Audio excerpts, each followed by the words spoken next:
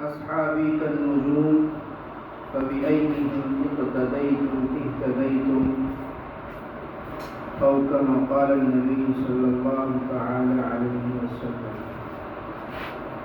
قابل احترام بزرگوں اور بھائیوں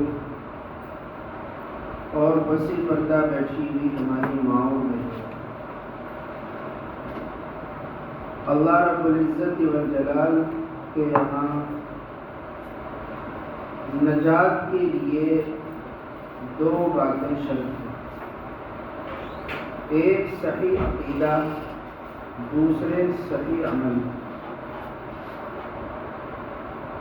ایک صحیح عقیدہ، اگر عقیدہ صحیح نہیں ہوا تو عمل چاہے جتنا کر لیا جائے بخشش نہیں ہوگی۔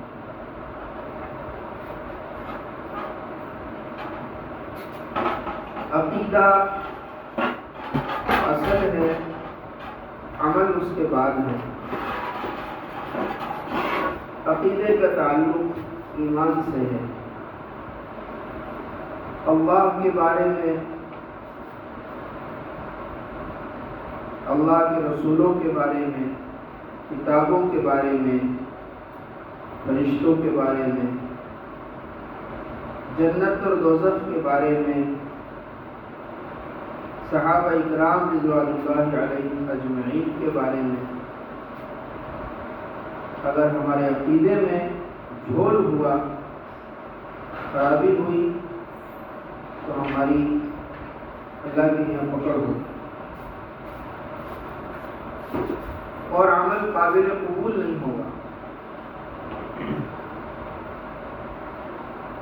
لا الہ الا اللہ محمد رسول اللہ صلی اللہ علیہ وسلم، اس کلمے کا پہلا تقاضا یہی ہے کہ اپنے یقین کو، اپنے عقیدے کو ٹھیک رکھیں۔ اللہ ایک ہے، خالق اور مالک وہی ہے، اس کے علاوہ کوئی معبود نہیں، اس لیے کہ جو خالق ہوتا ہے وہی معبود ہوتا ہے۔ اللہ کے علاوہ کوئی خالق نہیں، اللہ کے علاوہ کوئی معبود بھی نہیں۔ بندوں کی ہدایت کے لیے اللہ تعالیٰ نے ہزاروں لاکھوں انبیاء اور رسولوں کو بھیجا ہے۔ جتنے نبی اور رسول دنیا میں تشریف لائے سب حق اور سچ، اللہ کے پیغام کو انہوں نے ٹھیک طریقے پر بندوں کو پہنچایا۔ جنہوں نے ان کی بات مان لی وہ کامیاب ہو گئے، اور جنہوں نے ان کی بات نہیں مانی وہ ناکام ہو گئے۔ قرآن پڑھنے سے، حدیثوں کے پڑھنے سے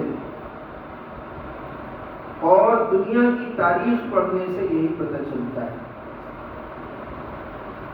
جس نے اپنے وقت کے نبی کی بات مانی وہی کامیاب ہوا،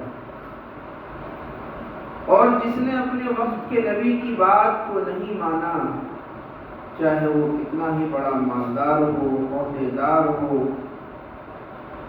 اور کتنا ہی حشم خدم نوکر چاکر والا ہو، اور کتنی ہی بڑی سلطنت کا مالک ہو، اور کتنا ہی پہلوان کیوں نہ ہو، مٹی میں اللہ نے اس کو ملا دیا، زیر زمین دفن کر دیا، اور ہمیشہ کے لیے وہ دوزخ میں چلا گیا، نبی کی بات نہ ماننے کی وجہ سے۔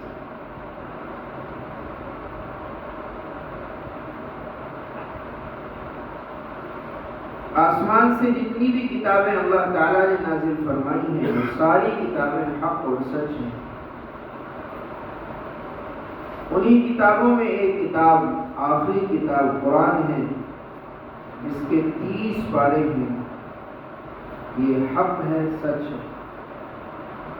جس دن سے قرآن نازل ہوا ہے آج تک اس کے ایک زبر زیر میں بھی کوئی کمی نہیں آئی ہے۔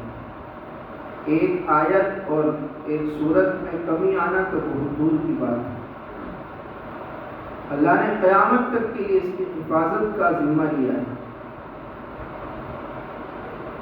لاکھوں انسانوں نے اس کو اب تک حفظ کیا ہے، ہر زمانے میں لاکھوں انسان حفظ کرتے ہیں اور قیامت تک اسی طرح کرتے رہیں۔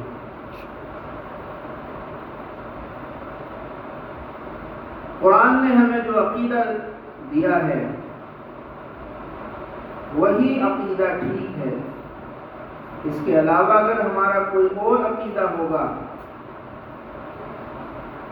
خواہ وہ اللہ کی ذات عالی کے بارے میں ہو، یا انبیاء اور رسولوں کے بارے میں ہو، یا قیامت کے بارے میں ہو، یا جنت اور دوزخ کے بارے میں ہو، یا تقدیر کے بارے میں ہو، یا فرشتوں کے اور صحابہ کے بارے میں ہو،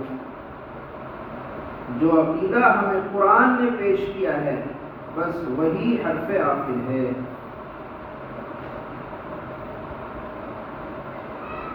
اللہ کے نبی صلی اللہ تعالی علیہ وسلم کے بارے میں ہمارا یہ عقیدہ ہونا چاہیے، آپ آخری نبی، آخری رسول، آخری پیغمبر ہیں.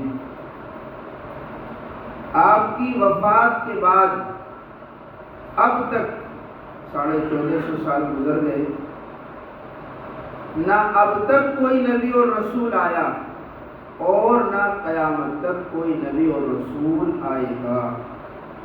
آپ ہی آخری نبی، آخری رسول، آخری پیغمبر تھے. خاتم النبیین آپ ہی تھے. اگر کسی کا عقیدہ یہ ہو، یہ نظریہ ہو کہ آپ کے بعد بھی کچھ لوگ نبوت کا دعویٰ جنہوں نے کیا، یا آئندہ اگر کوئی نبوت کا دعویٰ کرے گا وہ صحیح ہوگا. اگر یہ نظریہ، یہ عقیدہ کسی کا ہوگا تو اس کا ایمان سے کوئی تعلق نہیں. اللہ کے نبی نے فرمایا، خود حدیث شریف میں ہے، میری امت میں بہت سے لوگ جھوٹی نبوت کا دعویٰ کریں گے. جب آپ خود فرما رہے ہیں کہ وہ جھوٹی نبوت کا دعویٰ کریں گے تو ان کے سچے ہونے کا کیا امکان ہے؟ جب زبان نبوت سے بتلا دیا گیا، انا خاتم النبیین لا نبی بعدی، میں ہی خاتم النبیین ہوں، میرے بعد کوئی نبی نہیں آئے گا،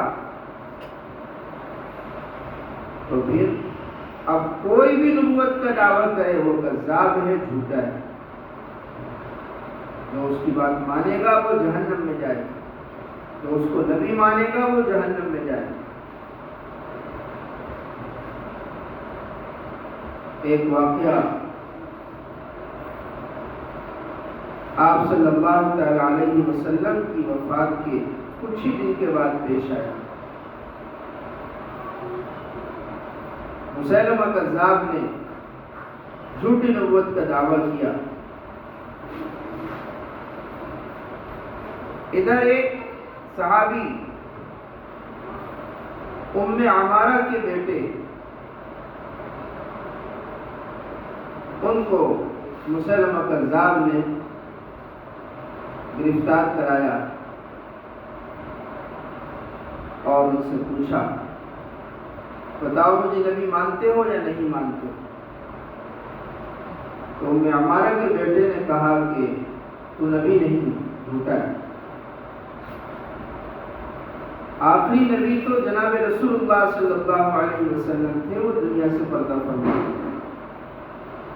مسیلمہ کذاب نے ان کا ایک ہاتھ کاٹ دیا، پھر چھوڑا اور پوچھا، بتاؤ مجھے نبی مانتا ہے نہیں مانتا؟ انہوں نے کہا کہ نہیں مانتا، تو جھوٹا ہے. دوسرا ہاتھ کاٹ دیا، پھر چھوڑا، پھر پوچھا، بتا مجھے نبی مانتا ہے؟ وہ برابر انکار کرتے رہے کہ تو نبی نہیں ہے، تو جھوٹا ہے. اور وہ اسی طرح ان کے جسم کے ٹکڑے کرتا رہا. ہاتھ کاٹے، پھر ایک پیر کاٹا، پھر دوسرا پیر کاٹا. وہ برابر اپنے ایمان پر جمے رہے اور اس کی جھوٹی نبوت کی تردید کرتے رہے، یہاں تک کہ شہید کر دیے گئے. جب ان کی والدہ ام عمارہ کو پتہ چلا کہ مسیلمہ کذاب نے تیرے بیٹے کو بری طرح دردناک طریقے سے شہید کر دیا اور اس کے جسم کے ٹکڑے ٹکڑے کر دیے، وہ اس کو اپنی نبوت کا اقرار کروانا چاہتا تھا اور تیرے بیٹے نے اس کی نبوت کا اقرار نہیں کیا، شہید ہونا منظور کر دیا، لیکن اس جھوٹے مدعی نبوت کی نبوت کا اقرار نہیں کیا، اس کے سامنے اس کو جھوٹا بتاتا رہا یہاں تک کہ شہید ہو گیا۔ تو ام عمارہ نے بڑے فخر کے ساتھ ایک جملہ کہا جو آج ہم سب کی ماں اور بہنوں کے لیے عبرت کا اور ایمان کو بڑھانے والا جملہ ہے۔ ام عمارہ نے اپنے بیٹے کی شہادت کو سن کر یہ جملہ کہا، لہذا اليوم ارضعته، آج ہی کا دن دیکھنے کے لیے تو میں نے اپنے بیٹے کو دودھ پلایا تھا، آج ہی کا دن دیکھنے کے لیے تو میں نے اسی دن کے لیے میں نے اس کی پرورش کی تھی اور میں نے اس کو اپنا دودھ پلایا تھا۔ مجھے فخر ہے کہ میرے بیٹے نے ایمان پر اپنی جان کو پیش کر دیا، ختم نبوت کے لیے اپنی شہادت کو منظور کر لیا، لیکن اس جھوٹے نبی کی نبوت کا اقرار نہیں۔ تو ہمارا یہ عقیدہ ہر عورت کا، ہر مرد کا، ہر بچے کا، ہر بڑے چھوٹے کا یہ عقیدہ ہونا چاہیے۔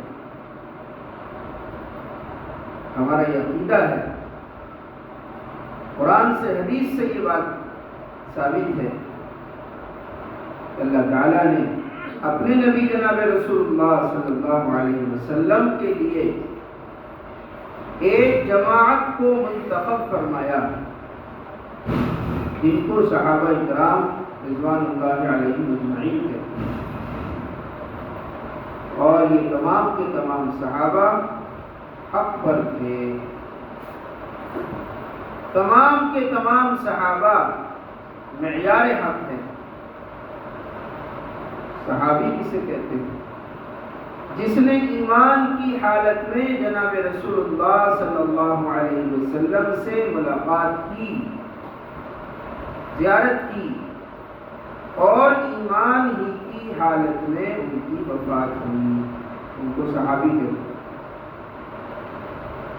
اس جماعت کے جتنے بھی افراد ہیں ہزاروں لاکھوں کی تعداد میں ہیں، ان کے درمیان فرق مراتب تو ضرور ہیں۔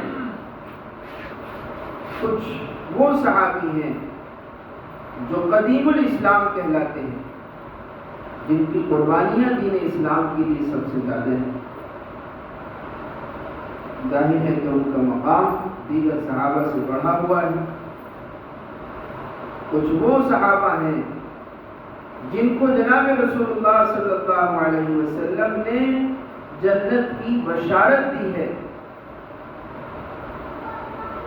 ایک ہی حدیث میں، ایک ہی مجلس میں آپ نے 10 صحابہ کا نام لے کر جنتی ہونے کی بشارت دی۔ ان کے علاوہ اور بھی متعدد صحابہ ہیں جن کے لیے آپ نے جنت کی بشارت دی۔ کچھ وہ صحابہ کرام ہیں جو غزوات میں اللہ کے نبی کے ساتھ رہے۔ سب سے پہلے مدینہ منورہ میں آنے کے بعد جنگ بدر، جنگ احد، یہ غزوات پیش آئے، اور اس کے بعد آپ کی وفات تک 20 غزوات پیش آئے۔ جو صحابہ کرام ابتدائی غزوات میں شریک رہے، فتح مکہ سے پہلے جو ایمان لے کر آئے، بیعت رضوان میں جو شریک رہے، حدیبیہ میں جو آپ کے ساتھ تھے، ان سب کا مقام بعد والوں سے بڑھا ہوا ہے۔ تو اس طرح سے صحابہ میں فرق مراتب تو ضرور ہے، لیکن تمام کے تمام صحابہ حق پر تھے، سچ پر تھے۔ قرآن نے سارے صحابہ کے بارے میں یہ اعلان کر دیا، رضی اللہ عنہم، اللہ تمام صحابہ سے راضی ہو چکا۔ ایک صحابی بھی ایسا نہیں ہے جس کے بارے میں یہ کہا جائے کہ رضی اللہ عنہم کا یہ خطاب ان کے لیے نہیں ہے، بلکہ ایمان کی حالت میں جس کی بھی حضور سے ملاقات ہوئی اور ایمان ہی پر اس کی وفات ہوئی ہے، وہ اس بشارت کا مصداق ہے۔ وَكُلٌّ وَعَدَ اللَّهُ الْحُسْنَى، تمام کے تمام صحابہ کے بارے میں ہیں اللہ نے ان سب سے جنت کا وعدہ کیا ہوا ہے۔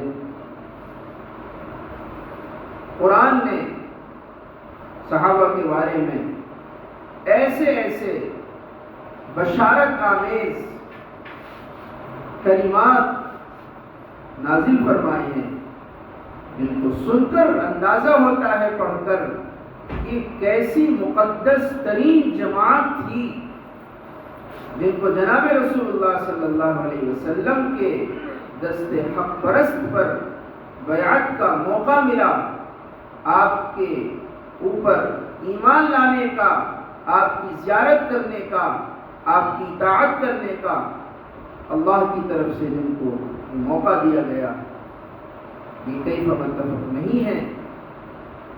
روایت کے اندر موجود ہے اللہ تعالیٰ نے تمام انسانوں کے دلوں پر نظر ڈالی اور ان دلوں میں سے ایک دل کو منتخب کیا آخری نبی کے لیے، آخری رسول کے لیے۔ اللہ کی نظر انتخاب ایسے ہی کیف متفق کسی پر نہیں ٹک گئی، اللہ کی نظر انتخاب تھی کہ تمام کائنات کے انسانوں کے دلوں پہ نظر ڈال کر ایک شخصیت کو منتخب اللہ نے فرمایا جن کو نبیوں کا نبی، رسولوں کا رسول، خاتم النبیین بنایا، جناب رسول اللہ صلی اللہ تعالی علیہ وسلم کے بعد اللہ نے دوسری مرتبہ انسانوں کے دلوں پر نظر ڈالی اور پھر دوبارہ آپ کے لیے آپ کے صحابہ کو منتخب کیا۔ آخر اللہ کی نظر انتخاب میں کیسے چوک ہو سکتی ہے، اور اس کا امکان بھی نہیں ہے کہ اللہ کی نظر انتخاب میں نعوذ باللہ ثم نعوذ باللہ کوئی چوک ہو جائے۔ جس پر اللہ کی نظر انتخاب پڑی ہے اسی کو صحابی ہونے کا شرف ملا ہے۔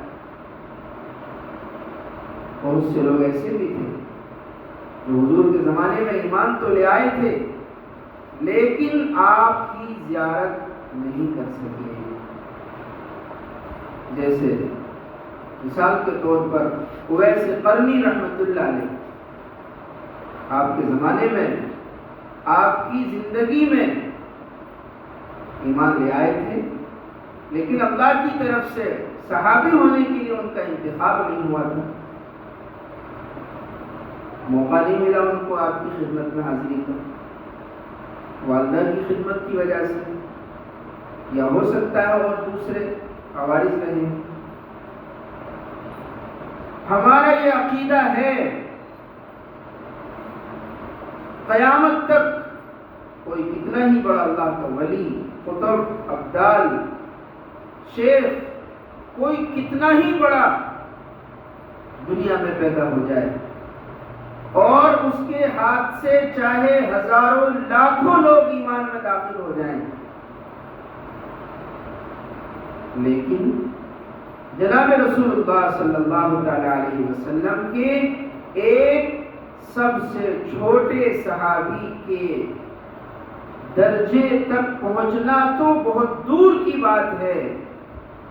کتابوں میں تو یہاں تک لکھا ہوا ہے کہ ساری دنیا کے قطب اور ابدال مل کر، شیخ اور پیر مل کر، اولیاء اللہ مل کر ایک صحابی کی پیر کے دھول کے برابر نہیں ہو سکتا۔ یہ ہمارا عقیدہ ہے۔ جس کو اللہ کے نبی صلی اللہ علیہ وسلم کی زیارت کا ایمان کی حالت میں زیارت کا شرف ملا اور ایمان ہی کی حالت میں اس کی وفات ہوئی، اس کے وہ مقامات، وہ فضائل ہیں، وہ درجات ہیں، جن درجات کو، جن مقامات کو، جن فضائل کو کوئی بھی بڑے سے بڑا ولی اپنی ذاتی محنت سے، ذاتی تقوی سے، ذاتی جد و جہد سے حاصل نہیں کر سکتا۔ کچھ لوگ حضرت معاویہ رضی اللہ تعالیٰ عنہ کے بارے میں غلط زبانی کرتے ہیں، یا تو وہ توبہ کر لیں، جلدی سے واپس آ جائیں، اپنی غلطی کا احساس انہیں جلدی ہو جائے اور مرنے سے پہلے وہ توبہ کر لیں، نہیں تو اگر اسی غلط نظریے پر وہ دنیا سے چلے گئے تو اللہ کے یہاں وہ نجات یافتہ لوگوں میں شامل نہیں ہو سکتی، نجات نہیں ہو سکتی۔ اللہ کے نبی علیہ السلام نے خود فرمایا، لا تسبوا اصحابی، میرے صحابہ کو برا بھلا مت کہنا۔ کتابوں میں لکھا ہوا ہے، جس نے کسی ایک صحابی کی بھی شان میں گستاخی کی، اس پر اللہ کی لعنت، اس پر رسول اللہ کی لعنت، اس پر فرشتوں کی لعنت اور اس پر سارے انسانوں کی لعنت۔ یہ ہمارا عقیدہ اور نظریہ ہے۔ اس لیے اسی طرح ہم سب کا یہ بھی عقیدہ ہے کہ انسانوں کے اوپر جو پریشانیاں آتی ہیں، جان میں، مال میں، اولاد میں، کاروبار میں، کسی بھی لائن کی کوئی دقت پیش آتی ہے، اس کا تعلق اس کے بدن سے نکلنے والے عمل سے ہے۔ اس لیے کہ اللہ کے دربار میں بندوں کے اعمال پیش کیے جاتے ہیں، جیسے اعمال ہوتے ہیں ویسے ہی اللہ کی طرف سے فیصلہ ہوتا ہے۔ روایت میں ہے، یرفع الیہ عمل اللیل قبل عمل النہار، اللہ کے دربار میں دن کے عمل رات سے پہلے اور رات کے اعمال دن سے پہلے پیش کیے جاتے ہیں۔ بعض روایات میں ہے، پیر اور جمعرات کو بندوں کے اعمال اللہ کے دربار میں پیش کیے جاتے ہیں، جیسے اعمال ویسے ہی اللہ کے فیصلے۔ ظہر الفساد فی البر والبحر، قرآن کی اس آیت میں اسی عقیدے کو سمجھایا گیا ہے کہ دنیا میں جہاں بھی تنگیاں ہیں، دشواریاں ہیں، پریشانیاں ہیں، یہ خشکی میں ہو یا تری میں ہو، فضاؤں میں ہو یا سمندر میں ہو، ہواؤں میں ہو یا زمین پر ہو، یہ سب کا سب انسانوں کے اعمال کا نتیجہ ہے۔ ایک بزرگ کہتے تھے، اگر میں اپنے گھوڑے کو اشارہ کرتا ہوں دائیں طرف کو چلنے کا اور وہ بائیں طرف کو چلتا ہے، یا میں اشارہ کرتا ہوں بائیں طرف کو چلنے کا اور وہ دائیں طرف کو چلتا ہے، تو میں سمجھ جاتا ہوں یہ گھوڑا آج میری بات اس لیے نہیں مان رہا ہے، شاید مجھ سے آج اللہ کی کوئی نافرمانی ہوئی ہے۔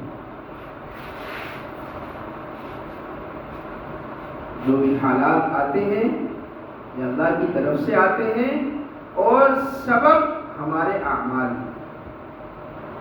اس لیے کوئی بھی پریشانی، کوئی بھی تکلیف اگر پیش آئے تو بندے کو چاہیے اللہ کی طرف متوجہ ہو جائے، استغفار کرے، نماز پڑھے، روزہ رکھے، صدقہ کرے، توبہ کرے اللہ کے سامنے، الہ العالمین میرا کون سا گناہ ہے جس کی وجہ سے یقیناً مجھ سے گناہ ہوا ہوگا، جس کی وجہ سے میرے اوپر یہ حال آیا، یہ پریشانی آئی، کاروبار نہیں چل رہا، بیماریاں آ گئی، نفع نہیں ہو رہا کاروبار میں، نقصان ہو رہا ہے، رشتے نہیں مل رہے، جوان بچے اور بچیاں بیٹھے ہوئے، کیا بات ہے؟ بجائے اس کے کہ ہم اپنے عمل کی کوتاہی تلاش کریں، ہمارا ذہن منفی چلتا ہے، کسی نے بندش لگا دی، کسی نے جادو کرا دیا، کسی نے کاروبار باندھ دیا، کسی نے ہمارے گھر پر ٹونا ٹوٹکا کرا دیا، چلو جھاڑ پھونک کرواؤ، تعویذ لینے چلو۔ یہ منفی سوچ ہے۔ یہ سوچو ہم اللہ کی رات اور دن کتنی نعمتوں سے فائدہ اٹھا رہے ہیں اور ہماری طرف سے بدلے میں کتنی نافرمانی ہو رہی ہے۔ آپ کا بیٹا، آپ کی بیٹی آپ کا کہنا نہ مانے، کتنا غصہ آئے گا کہ آپ اس کو اسی نظر سے دیکھو گے جو دوسرے بچے اور بچی کو دیکھتے ہو جو آپ کا فرما بردار ہے۔ جب آپ فرما بردار اور نافرمان بیٹے کو محبت میں، شفقت میں دو نظر سے دیکھتے ہو، صرف اس وجہ سے کہ یہ بات مانتا، یہ نہیں بات مانتا، تو اللہ رب العالمین کو بھی تو ایک نہ ایک دن اپنے بندوں کو ان کے اعمال کا نتیجہ دکھانے کے لیے یہ کرنا پڑتا ہے تاکہ میرے بندے توبہ کریں اور میری طرف لوٹ کر آئیں۔ چنانچہ روایت کے اندر حضرت حذیفہ رضی اللہ تعالیٰ عنہ فرماتے ہیں کہ اللہ کے نبی علیہ السلام کو کوئی بھی مسئلہ پیش آتا تھا، چھوٹا ہو یا بڑا، فوراً نماز کی طرف متوجہ ہوتے تھے۔ آندھی تیز ہو گئی، نماز کی طرف چل رہے۔ صحابہ کرام کا بھی یہ طریقہ تھا، کسی کے انتقال کی خبر ملی فوراً نماز میں لگ گئے، سورج گرہن ہو گیا فوراً نماز کی طرف چلے، قرضہ بڑھ گیا نماز پڑھ پڑھ کر اللہ سے دعائیں ہو رہی ہیں، بیمار ہو گیا کوئی گھر میں فوراً نماز کی طرف، اس لیے کہ ہر مسئلے کو حل کرنے والا صرف اور صرف اللہ ہے۔ ان کا یہ عقیدہ تھا، ان کا یہ یقین تھا صحابہ کا، اس لیے اللہ تعالیٰ نے انہیں دنیا کے جھمیلوں میں مبتلا نہیں کیا، اللہ سے مانگتے تھے، اللہ ان کے مسئلوں کو چٹکیوں میں حل کر دیتا تھا۔ حضرت زبیر رضی اللہ تعالیٰ عنہ کا جب انتقال ہوا، ان کے اوپر بہت زیادہ قرضہ تھا، تو یہ کہہ کر گئے تھے اپنے بیٹے سے وصیت کر کے مرنے سے پہلے، بیٹا اگر کوئی بھی مصیبت پیش آئے تو 2 رکعت نماز پڑھنا اور دعا میں یہ کہنا کہ اے زبیر کے مولا فلاں کام نہیں ہو رہا ہے، آپ ہمارا یہ فلاں کام کر دیجیے۔ ایسا اللہ سے تعلق تھا۔ چنانچہ بعد میں جہاں کوئی مسئلہ پیش آتا تو وہ نماز پڑھتے اور دعا میں یہ کہتے اے زبیر کے مولا فلاں کام نہیں ہو رہا، یہ کام کر دیجئے، اللہ تعالیٰ اس کام کو اپنی قدرت سے کر دیا کرتے۔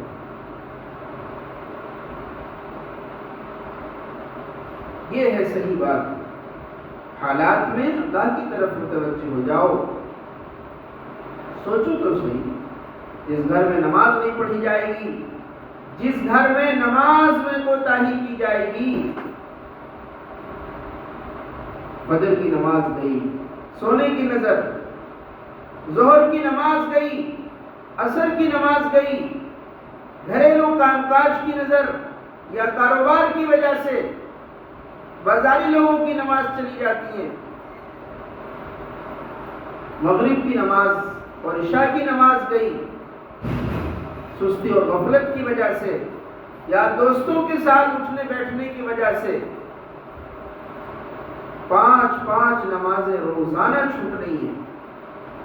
ایک نماز کے چھوٹ جانے کی وجہ سے اللہ تعالیٰ کا جو غضب نازل ہوتا ہے،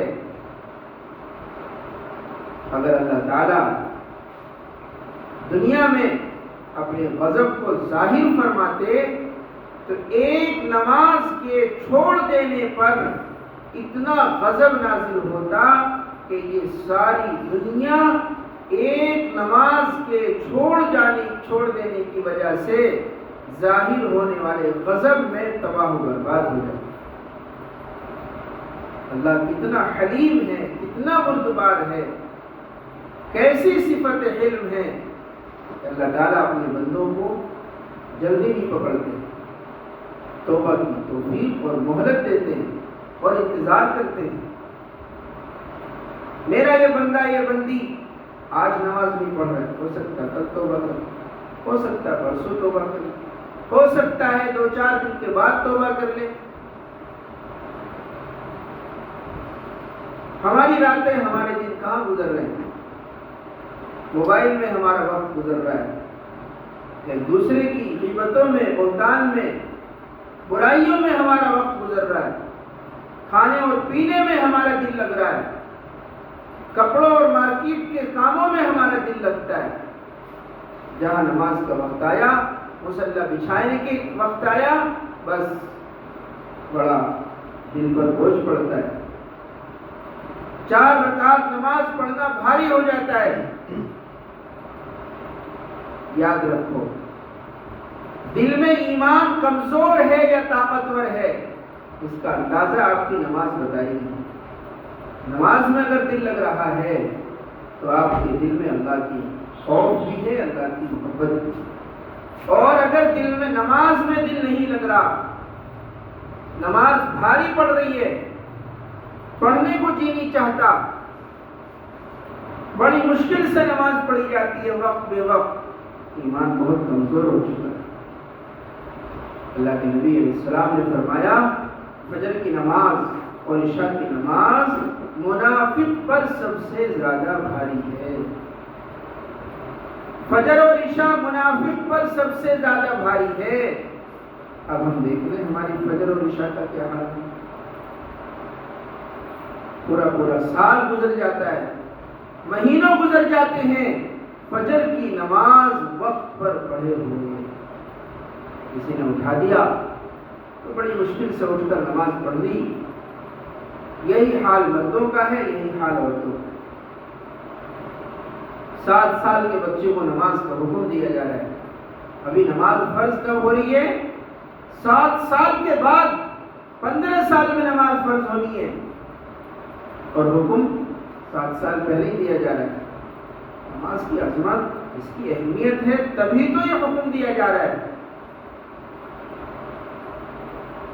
تاکہ جو بچہ بالغ ہو تو نماز اس کی زندگی میں رچ بس گئی ہو،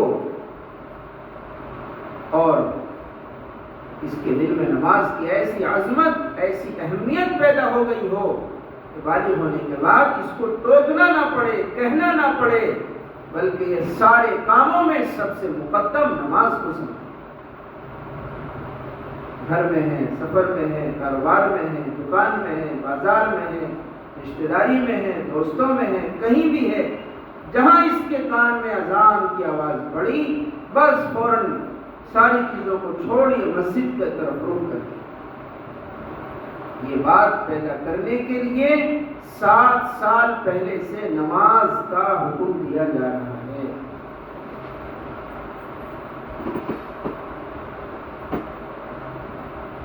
ہمیشہ پاک صاف رہنے کا اہتمام ہونا چاہیے۔ نماز پڑھ، اللہ تعالیٰ نے نماز کے لیے شرطیں لگائی ہیں، بدن پاک ہو، کپڑا پاک ہو، جگہ پاک ہو۔ جو بندہ نمازی ہوگا اس کی ہر چیز پاک صاف رہے، اور پھر دل بھی پاک رہے گا اور دماغ بھی پاک رہے گا۔ اس لیے نماز کی صفت ہے کہ یہ برائی سے، حرام کاموں سے، منکرات سے، فواحشات سے، محرمات سے انسان کو بچاتی ہے۔ کیوں؟ 5 مرتبہ یہ اپنے دل کو اللہ کے سامنے نماز کے سجدوں کے ذریعے پاک صاف کرتا ہے. اس کے دل کے اندر سے گناہوں کے جراثیم مٹ جاتے ہیں. اس لیے نماز کا خوب اہتمام. کوئی بھی بچہ اور بچی ہو گھر میں سمجھدار ہو اور نماز نہ پڑھے، مسلمان کے گھر میں ایسا نہیں ہونا چاہیے. اسی طرح اس کا بھی خوب اہتمام ہو کہ اپنے معاملات کو ٹھیک کریں. ہمارے معاملات اور ہمارا معاشرہ یہ دین کے دو ایسے شعبے ہیں جن میں بہت مشکل سے سدھار پیدا ہوتا ہے اور بگاڑ بہت جلدی پیدا ہو جاتا ہے. معاملات کا مطلب کسی سے کوئی سامان لینا ہے، خریدنا ہے یا بیچنا ہے، قرضہ لینا ہے یا دینا ہے، کسی سے کوئی کاروباری معاملہ کرنا ہے یا کسی سے کوئی بیاہ شادی کا معاملہ کرنا ہے. معاشرت کا مطلب یہ ہے آپسی رہن سہن، ایک دوسرے کے حقوق، ماں باپ کے حقوق، اولاد کے حقوق، بھائی بہنوں کے حقوق، میاں بیوی کے آپس میں ایک دوسرے کے حق اور رشتہ داروں کے ساتھ حسن سلوک، یہ سب کا سب معاشرے میں. اللہ ہمیں معاف کرے. معاملات اتنے بگڑ چکے ہیں، کوئی کسی سے قرض لے لے تو دینے کو تیار نہیں. قرضوں کی ادائیگی میں سب سے بڑی رکاوٹ کیوں پیدا ہوتی ہے؟ دو وجہ سے. ایک تو لیتے وقت ادائیگی کا پختہ عزم نہیں ہوتا، اور اس سے بھی بڑی بات، جو قرضہ بلا ضرورت کے لیا جائے گا، جس کے بغیر بات بن سکتی ہے، لیکن پھر بھی بلا ضرورت کے قرضہ لیا جا رہا ہے، اس کی ادائیگی میں سب سے زیادہ دشواریاں پیدا ہوتی ہیں. آپ اپنی بچی کی شادی کو سادگی کے ساتھ بھی کر سکتے ہیں، لیکن جناب 4, 6, 8, 10 لاکھ کا قرضہ لیا اور دھوم دھام سے شادی کی، یہ بلا ضرورت پر. جو قرض لیا جائے سخت ضرورت کی وجہ سے، اس کے لینے اور دینے میں کوئی حرج نہیں ہے، لیکن جو قرض لیا جائے صرف شہرت، ناموری اور دکھاوے کے کاموں کے لیے، یا اپنے دل کی خواہشات کو، نفس کی خواہشات کو پورا کرنے کے لیے، اس قرضے کی ادائیگی میں سب سے زیادہ دشواریاں پیدا ہوتی ہیں. بڑی اہم بات ہم نے آپ سے عرض کی. حضرت عائشہ رضی اللہ تعالیٰ عنہ کہتی ہیں، میرے والد محترم پر حضرت ابوبکر صدیق رضی اللہ عنہ پر قرضہ ہو گیا. ظاہر بات ہے حضرت ابوبکر صدیق رضی اللہ تعالیٰ عنہ کا جو قرض ہوا ہوگا وہ کسی غیر اہم کام کے لیے تو نہیں ہو سکتا. آپ تو اپنی ذات پر، اپنے گھر والوں پر دنیا کے معاملات میں اتنی تنگی اختیار کرتے تھے بالقصد. ایک مرتبہ بیوی نے فرمائش کی میٹھا اور حلوہ کھانے کو جی چاہا، تو آپ نے کہا کہ بھی میرے پاس تو انتظام نہیں ہے، تو میں تم کچھ کر سکتی ہو تو کرو. تو بنا بتائے حضرت کی اہلیہ محترمہ نے جو روزانہ کا یا مہینے کا خرچ تھا، اس میں سے بچا کر کے تھوڑا سا کچھ رقم جمع کر دی اور کہا کہ دیکھو میں نے کچھ پیسے جمع کر لیے ہیں، اپنے روزانہ کے خرچے سے بچا کر کے آپ اس سے حلوہ لے آؤ، کچھ ہم حلوہ پکا لیں گے، کچھ چیزیں لے آؤ. حضرت ابوبکر صدیق رضی اللہ تعالیٰ عنہ نے ان کو ہاتھ میں لیا، اس رقم کو، ہوگی کتنی معمولی سی ہوگی، اور فرمایا کہ اس رقم کو جو تم نے بچایا ہے ہمارے روزانہ کے خرچے سے، اور ہمیں احساس بھی نہیں ہوا کہ ہمارے روزانہ کے خرچے میں کچھ کمی ہو رہی، اور تم نے رقم بچا بھی لی، اس کا مطلب یہ ہے کہ ابو بکر کے گھر میں اتنی رقم زیادہ آتی ہے، اور ہمیشہ کے لیے اتنی رقم کو بیت المال سے کم کرا دیا، ہمیشہ کے لیے کم کرا دیا، کہ بغیر حلوے کے تو گزارا ہو جائے گا، لیکن ضرورت سے زیادہ اگر رقم ہمارے گھر میں آ گئی، ہم اللہ کی یہاں کیا جواب دیں گے؟ یہ ہے بات۔ اس لیے اپنے گھروں کے اخراجات کو، اپنی بیاہ شادیوں کے اخراجات کو، اپنے کھانے کپڑے کے اخراجات کو کم سے کم کرنے کی ضرورت ہے۔ آدمی اپنی آمدنی اور کمائی کے 3 حصے کرے، یہ سنت ہے۔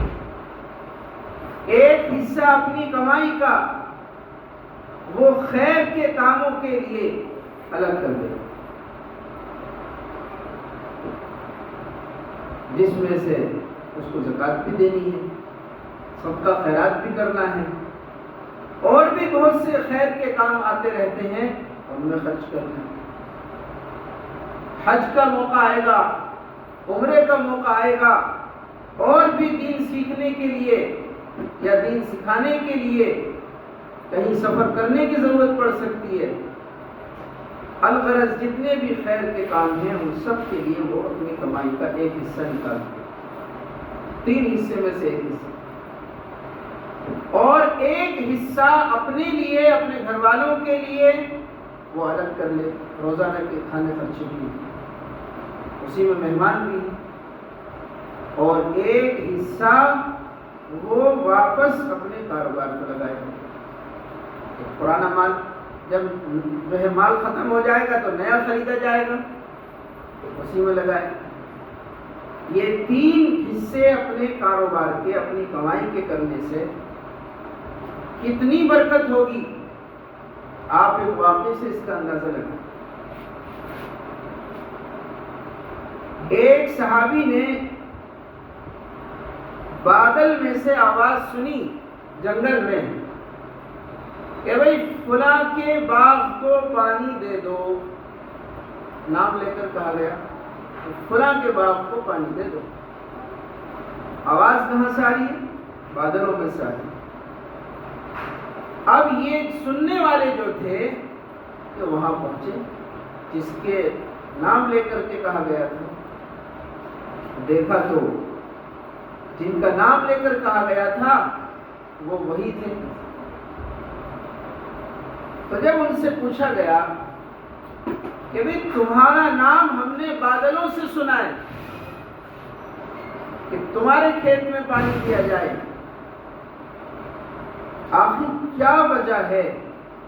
کون سا ایسا عمل ہے تمہارا کہ بادلوں کو حکم ہو رہا ہے تمہارے کھیت میں پانی برسانے کا؟ کہا کہ تمہیں کیا لینا، یہ ہمارا اپنا معاملہ ہے، کہ نہیں بتانا پڑے گا۔ تو پھر انہوں نے بتایا کہ میری جو کھیت میں سے جو باغ ہے میرا، اس باغ میں سے جتنی آمدنی مجھے ہوتی ہے میں اس کے 3 حصے کرتا ہوں۔ ایک حصہ خیر کے کاموں کے لیے، ایک حصہ اپنے اور اپنے گھر والوں کے لیے، اور ایک حصہ واپس پھر میں اپنے اسی باغ میں لگاتا ہوں۔ کہ ہاں یہ وجہ ہے کہ اللہ تعالیٰ نے بادلوں کو حکم دیا ہے کہ تمہارے کھیت کو پانی دے۔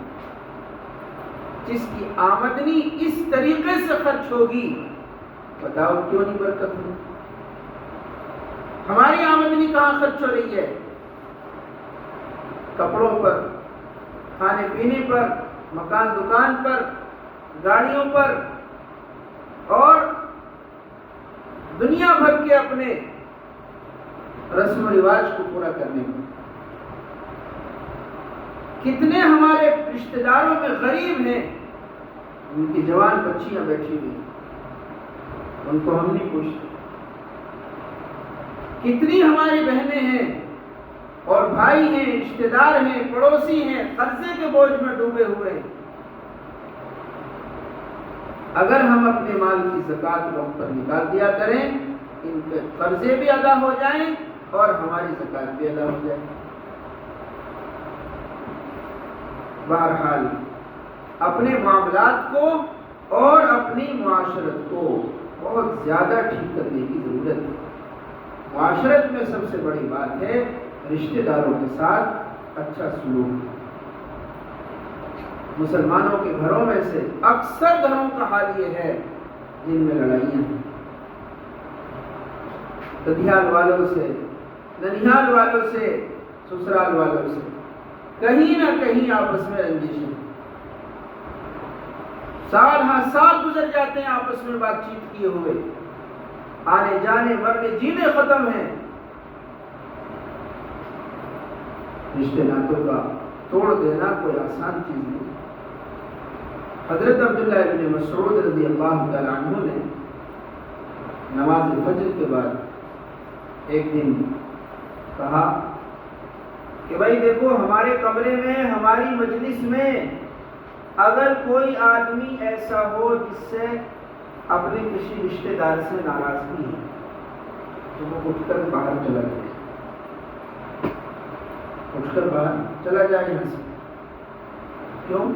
اس لیے کہ ہم اجتماعی طور پر اللہ تعالیٰ سے دعا کرنا چاہتے ہیں، اور اس آدمی کی دعا قبول نہیں ہوتی ہے جس نے اپنے رشتہ داروں سے توڑ کر رکھا ہو۔ تو کہیں ایسا نہ ہو ہماری مجلس میں وہ آدمی ہو اور اس کی نحوست سے ہم بھی دعا سے محروم ہو جائیں، دعا کی قبولیت سے محروم نہ ہو۔ اس لیے بہت زیادہ اس کا اہتمام کرنا چاہیے۔ یہاں تک فرمایا گیا 3 دن سے زیادہ بات بند کرنا مسلمان کے لیے، 2 مسلمانوں کے لیے آپس میں اس کی گنجائش نہیں۔ خدا نہ خواستہ اگر اسی حال میں انتقال ہو گیا تو جہنم میں جائیں گے۔ اتنی خوفناک بات۔ اس لیے اپنے معاملات کو اور معاشرت کو ٹھیک کرو، اور آخری بات یہ ہے اپنے اخلاق کو اچھا کرو، میٹھا بول بولنا، ایک دوسرے کی برداشت کرنا، ایک دوسرے کا بھلا چاہنا، ایک دوسرے کو عزت دینا، اولاد کو عزت دی جائے، بیوی شوہر کو دے، شوہر بیوی کو عزت دے، ماں باپ اولاد کو عزت دے، اولاد ماں باپ کو عزت دے، بھائی بھائی کو، بہن بہن کو، بھائی بہن کو آپس میں عزت دیں، پڑوسی پڑوسی کو عزت دے، کوئی کسی کی برائی نہ تلاش کرے، کوئی کسی کو حقارت کی نظر سے نہ دیکھے، بس نظر اپنی کوتاہیوں پر ہو اور نظر اپنی آخرت پر ہو۔ میرا دنیا سے جانے کا وقت پتہ نہیں کب آ جائے، میرا کیا ہوگا، میں جسے برا سمجھوں پتہ نہیں اللہ کی نظر میں اچھا ہو، میں جس کو حقیر نظر سے دیکھوں ہو سکتا ہے اللہ کی نظر میں یہ اچھا ہو۔ اس لیے عقل مند وہی ہے جس کی نظر اپنے عمل پر ہو، اپنے عقیدے پر ہو۔ اگر عمل سنت کے مطابق ہوگا تو نجات ملے گی، ورنہ نجات نہیں ملے۔ لوگ پکڑے جائیں گے اللہ کے دربار میں انہی 2 بنیادوں پر، یا تو عقیدہ ٹھیک نہیں ہوگا یا عمل ٹھیک نہیں ہوگا۔ شروع میں بھی ہم نے یہی سے بات شروع کی تھی کہ اللہ کے یہاں نجات کے لیے 2 بنیادی شرط ہیں، ایک عقیدے کا ٹھیک ہونا، ایک عمل کا ٹھیک ہونا۔ اللہ تعالیٰ سے دعا بھی کریں، کوشش بھی کریں اور مانگیں بھی اللہ سے کہ اللہ ہمارے ایمان کو بھی مضبوط کر دیجئے، جیسا ایمان آپ کو مطلوب ہے ویسا ایمان ہمیں عطا فرمائیے۔ فجر کی نماز کے بعد یہ دعا مانگی گئی ہے حدیث میں کہ اللہ ہم تجھ سے ایمان کامل مانگتے ہیں، عمل صالح مانگتے ہیں، اور ہر بیماری سے شفا مانگتے ہیں، اور اس پر برکت والی روزی مانگتے ہیں۔ یہ دعا فرض نمازوں کے بعد مانگنی چاہیے۔ ایمان، علم، عمل اور روزی میں برکت اور ہر بیماری سے شفا، اور اللہ تعالیٰ سے عام حالات میں بھی جو دعائیں ہیں ان سب کو مانگ کر دیکھیے، مسنون دعائیں آدمی کی حفاظت کا ذریعہ ہیں۔ اسے قلعہ ہوتا ہے، قلعہ گھر، آدمی گھر میں آ جائے تو ہر طرح کی باہر کی ہواؤں سے، بارش سے بچ جاتا ہے، محفوظ ہو جاتا ہے۔ ایسے ہی انسان کی حفاظت کے لیے یہ مسنون دعائیں ہیں۔ الحزب العظم اور حضرت شیخ مولانا زکریا صاحب رحمۃ اللہ علیہ کی کتاب ہے منزل، الحزب العظم میں مسنون دعائیں ہیں، اور منزل پڑھنے کا بھی اہتمام ہونا چاہیے۔ روزانہ قرآن کی تلاوت کا اہتمام ہو، صبح شام کی تسبیح پڑھی جائے، روزانہ اللہ کے سامنے 10 منٹ 15 منٹ صرف دعا مانگنے کا وقت نکالیں، اس میں اللہ کے سامنے رو رو کر اپنے گناہوں پر معافی مانگیں، اللہ تعالیٰ سے دنیا کی بھی بھلائی مانگیں، آخرت کی بھی بھلائی مانگیں، ایمان پر زندگی اور ایمان پر موت مانگیں، اپنے لیے، اپنے گھر والوں کے لیے فلاح کی، کامیابی کی، رشد کی، بھلائی کی دعائیں کریں، عزت اور عافیت کی دعائیں مانگیں، کوشش بھی کریں، دعا بھی ہو اور کوشش بھی ہو، تو پھر اللہ کی ذات سے امید ہے انشاءاللہ ہمارا عمل بھی ٹھیک ہوگا اور ایمان بھی مضبوط ہوگا۔ اللہ تعالی ہمیں ان باتوں پر جو باتیں کہی گئی ہیں، سنی گئی ہیں، عمل کی توفیق عطا فرمائے۔ اللہ تعالی ہمیں ہر طرح کی بدفکری سے، غلط سوچ سے محفوظ رکھے، اور ہمیں اور ہمارے سب گھر والوں کو اور پوری امت مسلمہ کو اللہ تعالیٰ ایمان پر زندگی اور ایمان پر موت عطا فرمائے۔ وآخر دعوانا الحمد للہ رب العالمین۔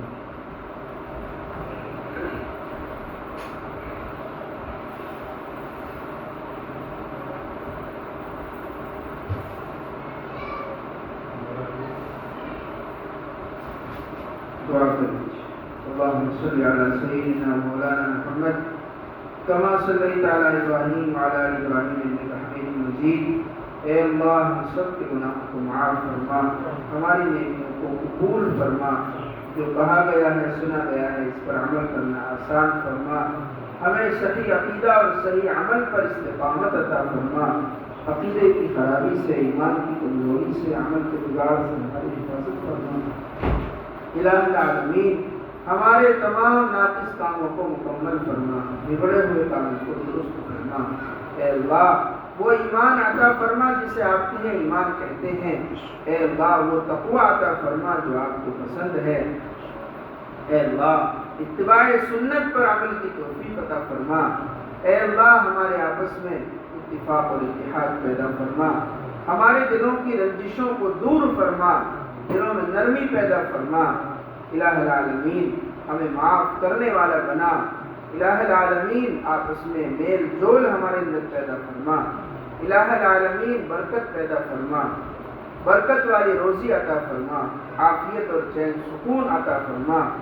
الہ العالمین ہمارے بچوں کو حافظ قرآن بنا، داعی قرآن بنا، عالم قرآن بنا، عامل قرآن بنا، ہمارے نسلوں میں علماء اور صلاحہ پیدا فرما، ہمارے والدین کی عمروں میں صحت میں برکت عطا فرما، ان کو عافیت عطا فرما، چین سکون عطا فرما۔ الہ العالمین جو دنیا سے رخصت ہو گئے ہیں ہم سب کی مغفرت فرما، درجات کو بلند فرما، ایمان پر زندگی اور ایمان ہی پر موت عطا فرما۔ الہ العالمین قبر کے فتنے سے حفاظت فرما، مال اور جان کے فتنے سے حفاظت فرما، اہل و عیال کے فتنے سے حفاظت فرما۔ الہ العالمین بہت سے بیمار ہیں انہیں شفا عطا فرما، ہم میں سے بہت سو کے عزیز و اقارب بیمار ہیں، بہت سے اپنے مقاصد کے لیے دعا کرانا چاہتے تھے یا ان کے دل میں ہے کہ اللہ جنہوں نے ہم سے دعاؤں کے لیے کہا یا لکھا یا ان کا حق ہے یا وہ کہنا چاہتے تھے نہیں کہہ سکے، سب کی جائز حاجات کو پورا فرما، ہر ایک کی حاجت کو آپ خود جانتے ہیں۔ اے اللہ آپ ہماری حاجت کو ہم سے زیادہ جانتے ہیں، ہماری حاجتوں کو پورا فرما۔ ہماری سب سے بڑی حاجت اور ضرورت وہ تو آپ کی رضا ہے، وہ تو ہماری مغفرت ہے۔ اے اللہ آپ ہم سے راضی ہو جائیے، اے اللہ ہم سے ہماری مغفرت فرما دیجیے، اپنی رضا والے کاموں پر ہماری مدد فرمائیے، اپنے غضب سے غضب کے اسباب سے ہم سب کو بچائیے، 5 وقت نمازوں کی، سنن و نوافل کی، تہجد و اشراق کی، اور اے اللہ قیام لیل کی ہمیں توفیق عطا فرمائیے۔ تھوڑی سی زندگی ہے دنیا کی، پتہ نہیں کب شام ہو جائے، اس زندگی کو عافیت کے ساتھ گزارنے کی توفیق عطا فرمائیے۔